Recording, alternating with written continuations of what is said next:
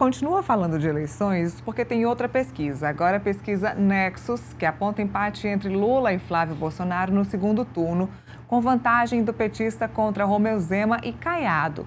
Levantamento reforça o cenário de polarização em 2026. A matéria está aqui na tela comigo. Vamos lá.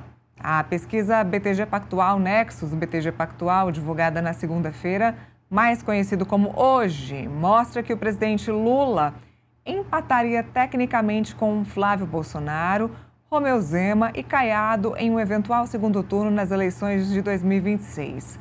Embora o levantamento mostre que o petista mantenha vantagem numérica sobre os três candidatos em um eventual embate direto, os três empatariam tecnicamente, ou seja, dentro da margem de erro do levantamento, que é de 2 pontos percentuais para mais ou para menos.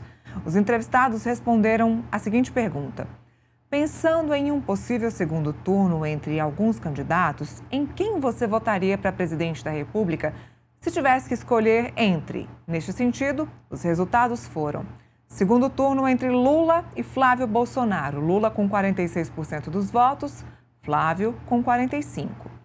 O outro cenário, Lula e Romeu Zema. Lula com 45% e Romeu Zema com 41%. O outro cenário de segundo turno é com Lula e Ronaldo Caiado.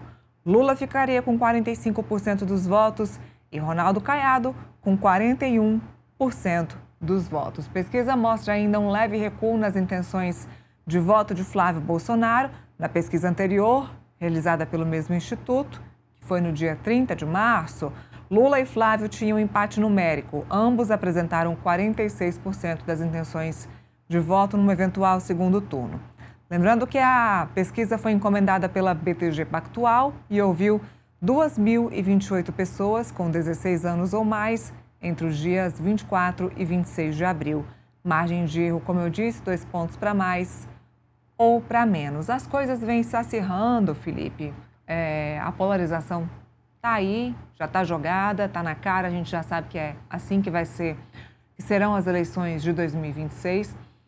Falamos um pouquinho mais cedo com a Marília sobre a convenção do PT que aconteceu nesse final de semana, a convenção do PT que mostrou que começou a batalha, começou a guerra, começaram a jogar aí os veneninhos, né, que a gente fala, a batalha começou. Então o Partido dos Trabalhadores já mostrou de que forma vai começar a atacar Flávio Bolsonaro, vai atacar aí também utilizando-se do caso Master. Então vão se desvencilhar do STF, vão jogar o caso Master no colo do Flávio Bolsonaro. Nesse final de semana, o PT também falou um pouco aí sobre a questão da reforma tributária, também sobre a escala de trabalho 6x1 e sobre esse Dia do Trabalhador está chegando, sobre a questão de como melhorar a vida do trabalhador brasileiro que está endividado. E é assunto que a gente também vai trazer aqui no Contexto Metrópolis de hoje, porque também tem pesquisa mostrando que o dinheiro não está sobrando, o salário não está sobrando no final do mês, o brasileiro está super endividado.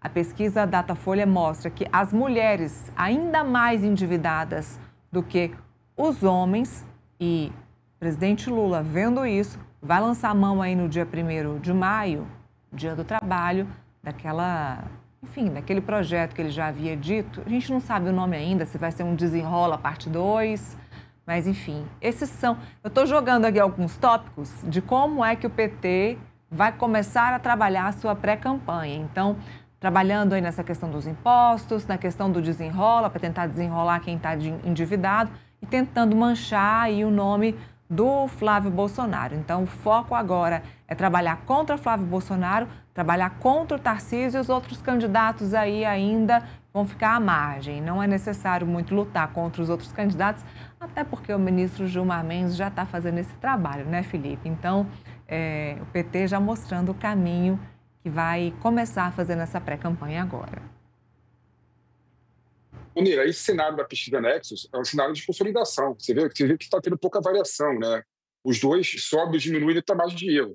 Então não mudou muita coisa em relação às outras pesquisas e não mudou muita coisa em relação ao cenário eleitoral.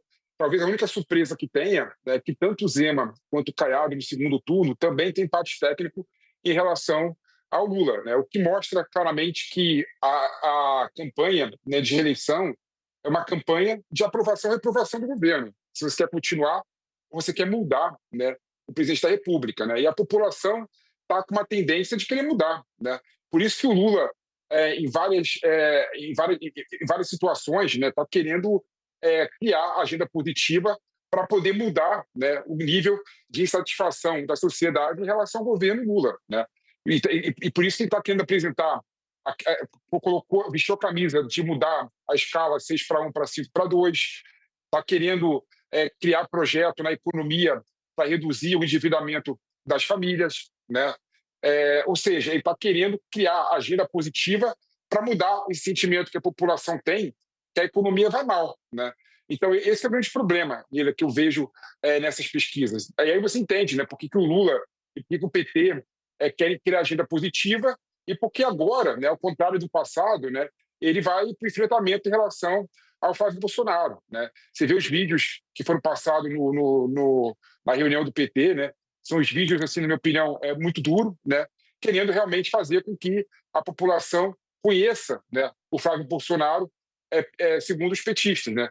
Então, eu sinto que o governo Lula, né, na campanha, né, vai para esses dois caminhos: criar uma agenda positiva, né, tentar mudar o sentimento da sociedade em relação à economia, né, que os números são bons, né, o PIB está crescendo, a inflação está quase dentro da meta, mas, como você bem colocou, Neila, a sociedade, a população, não sente isso no bolso, né?